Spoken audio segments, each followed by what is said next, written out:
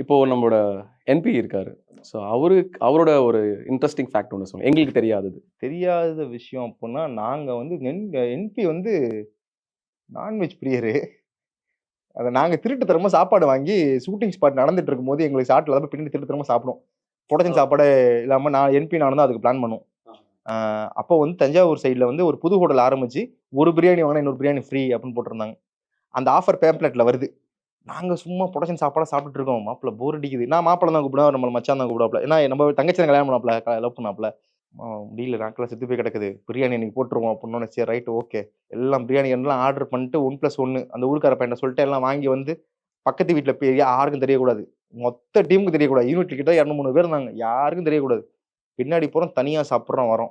சரி மாப்பிள சைலண்டா நவுந்துருவோம் அப்படின்னு சொல்லிட்டு ப்ரொடக்ஷன்ல உள்ள அண்ணன்கள்லாம் வந்து ரொம்ப நம்ம மேல பாசமா இருப்பாங்க. வாங்க தம்பி சாப்பிடுங்க தம்பி. உட்காருங்க நீங்க என்ன சாப்பிடுறீங்க அப்பெல்லாம் கேட்பாங்கல்ல. அன்னைக்கு நாங்க சாப்பிடவே இல்லை. இவங்க டவுட் ஆயிடுச்சு. என்ன இவங்க சாப்பாடு வேணாங்கிறாங்க. என்ன வித்தியாசமா நடந்துக்கிறாங்க. எங்களுக்கு சாப்பாடு வேற வரல.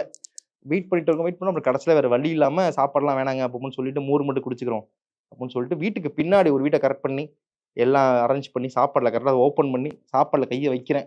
எங்க சுபாஷ் முத்து கேரட் எங்க இருக்கீங்க, என்பி எங்க இருக்கீங்க, சாட்டுக்கு வாங்க அப்படின்னு கூப்பிட்டாங்க. மறக்கவே முடியாது.